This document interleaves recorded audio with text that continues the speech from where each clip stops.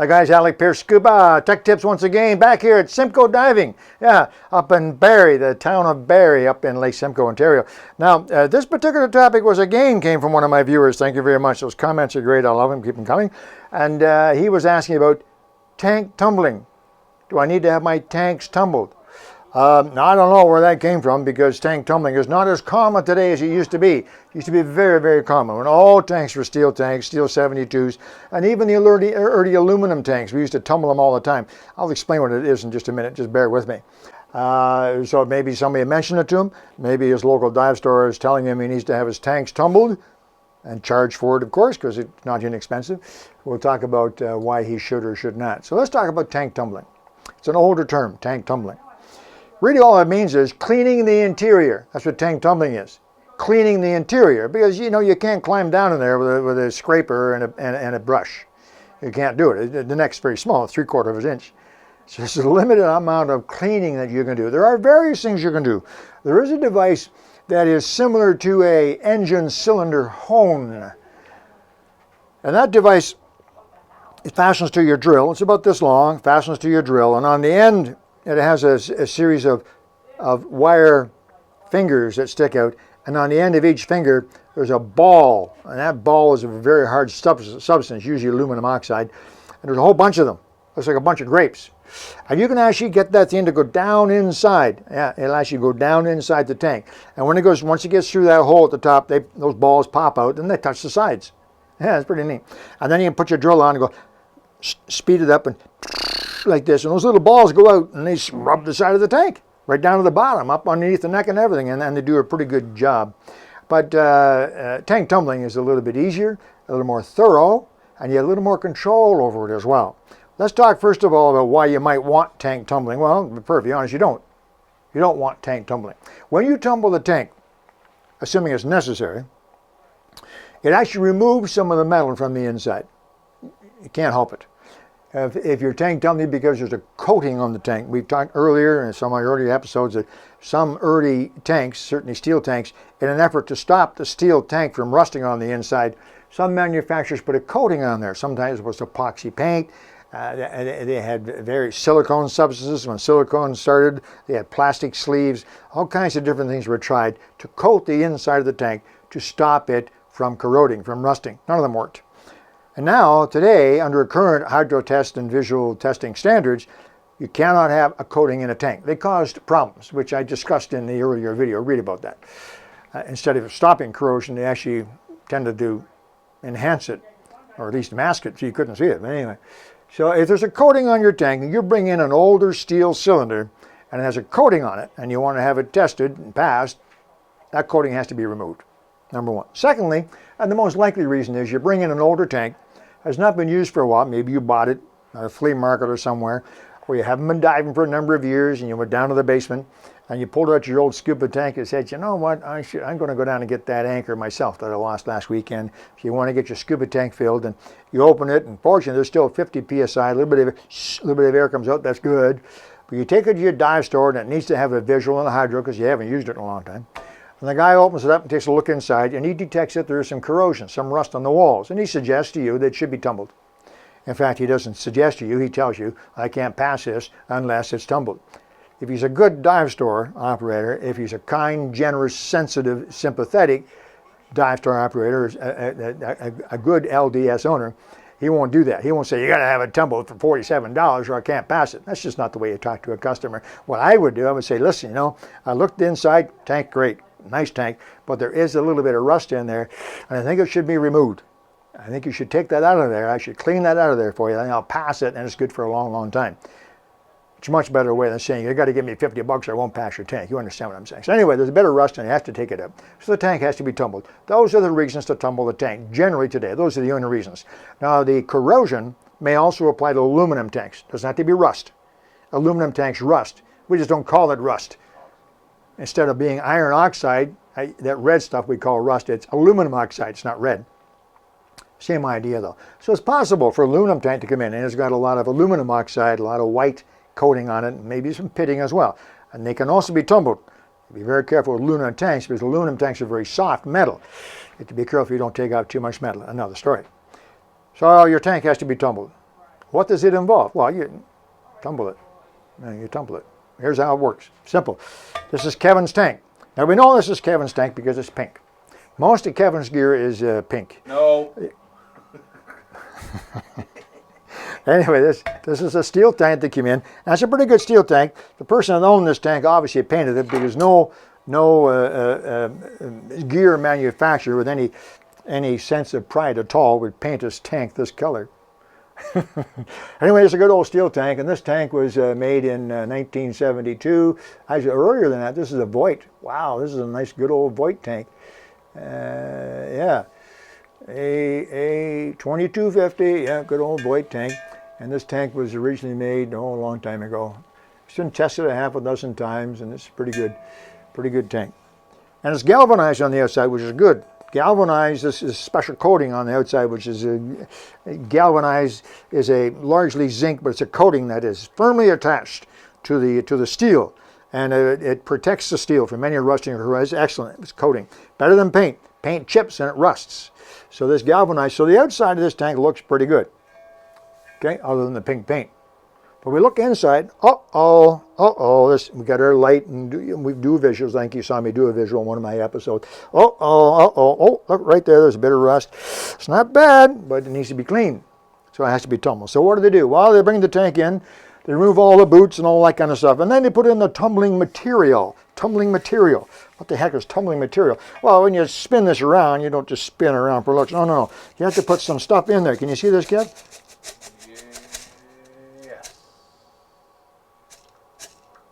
You see those? Perfect. Looks like big black pepper crystals, doesn't it? These are actually aluminum oxide, usually aluminum oxide, very, very, very hard. And you notice that they're not round or not regularly shaped. They're just the opposite, in fact. They are crystal shaped with many, many sharp edges and sides. That's the purpose. So you take some of these crystals and you pour them into the tank. Fixed amount, depends on the size of the tank, but generally speaking, you would put in about maybe a pound of these crystals. Now, a pound is probably I'm going to guess at about a cup to a cup and a half of this. So you get a goodly amount in here, maybe a Tim Hortons cup. Tim Hortons from Canada, you get about probably about that much it goes in there. So you can see it's only going to be in the bottom portion of the tank, mainly just in the bottom. And then you put water in. Now you put in a fair bit of water. You're probably half full, roughly half full. So the water level in the tank is going to come up halfway, and it has a nice amount of aluminum oxide crystals in the bottom. And then one more thing you put in. Dawn soap. No, this is not a commercial. Dawn soap. The duck soap. The duck soap. You know what I mean by the duck soap? This is apparently, supposedly, this is the soap that they use when they're cleaning ducks that got caught in an oil spill. Supposedly this Dawn soap does a great job of getting greasy oil off of waterfowl without hurting the birds. What do I know? Anyway, it's a good soap for this purpose anyway. And you put just a little bit, like 1 or 2 drops, not very much. You don't want it foaming or soapy in there. You're only putting in a couple of drops of soap to break the surface tension of the water, so that you don't get a coating of water that prevents the aluminum oxide from doing its job.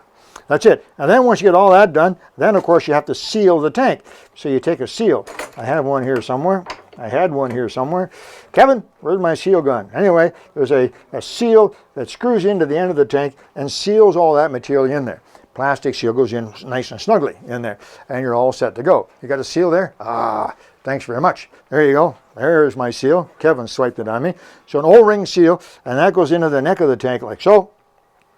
And nice and firmly too, and it's O-ring sealed. It's O-ring sealed for a couple of reasons. The water comes up more than halfway, or halfway at least. You don't want it coming out. And secondly, sometimes as you're tumbling, the bubbling, a little bit of soap, maybe too much soap, you put in more than 2 drops, a little bit of tumbling and the action and so on in there. Sometimes it builds up a little bit of pressure. Now we're not talking a lot of pressure, but it's enough pressure that when you take it'll pop in your face and blow a bit of soapy water in your face. That's all, just that little bit. But the O-ring on there prevents that from making a mess, okay? So there you go, your tank's all ready to tumble. Now what do? Well, you put it into a tumbler. If you're drying clothes, you put them into a dryer, right? You're tumbling a tank, you put it into a tumbler. Now way back when, in the late 50s and 60s, we used to make our own tumblers. Yeah, we'd go to the local surplus store, war surplus, and we'd get ourselves a cheap little motor and maybe a little, you can get them, those days you can get them a gear down actually geared down. So instead of being 1750 RPM, they'd be like about 300 RPM. And we would get casters. You know what casters are, wheels, and we would make up a little tumbler. This particular tumbler here at Simcoe Diving is a commercially made tumbler. It's a very, very nice tumbler. And this center wheel here is driven by the motor. And then on each side there are these loose spinning wheels. Now what that means is just having two, you can do 2 tanks at once. So it's not a big deal. Now, they have single tank tumblers. They have double tank tumblers. I wouldn't be the least bit surprised if they have triples and quadruples. But there's not a lot of tank tumbling being done these days, so I think a double tank tumbler probably doesn't get used a great deal. Anyway, you got your tank all loaded up.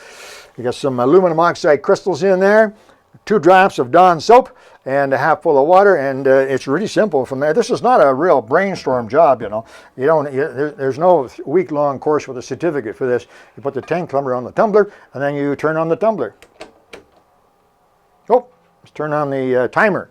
Put a timer on it.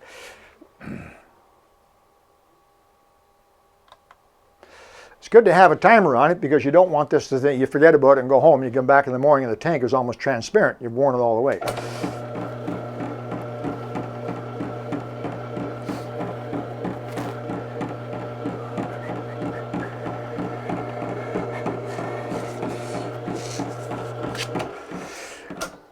How long is this going to take? Well, longer than the Tim Hortons coffee. You might as well go away. Hence the timer. And you can actually decide, depending on, with this particular one anyway, that Chris has set up here at Simcoe Diving, he has 15, 20, 30 minutes and so on. You can decide looking at the amount of corrosion inside. If it's just a couple little spots of rust, a couple of places that look kind of funny, you may only need to tumble it for 10 or 15 minutes. If the whole tank is a coating of rust and there's a couple of really bad spots in there, half an hour, a couple of hours maybe. You may want to tumble it for an hour, clean it, take another look, and maybe put it back. So it all depends on the inside of the tank. But eventually, when you turn this off, let me try that again just so you get the effect. It's good. I like that. See? This is hard work. Oh boy, tumbling tanks, wear you out. Anyway, there you go. So when you're all done and you think it's been there long enough, well, it's simple. Take it off the tumbler. And then the hard work begins, the actual hard work, because you have to get all those crystals out of there. Yeah. So you have a sieve, ordinary sieve, you know, get it from your wife in the kitchen. Just go bottom cupboard on the left, get her sieve out, you know, the one for spaghetti.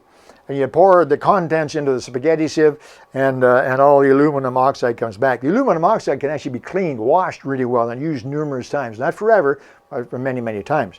And then you fill the tank with fresh water, dump it out, fill it with fresh water, dump it out, there's fresh water. Do that several times. You want nothing left in there. You want no aluminum oxide for sure, and you want no soap either. So it's got to be rinsed out several times to good, clean, fresh water. There are special devices for doing that.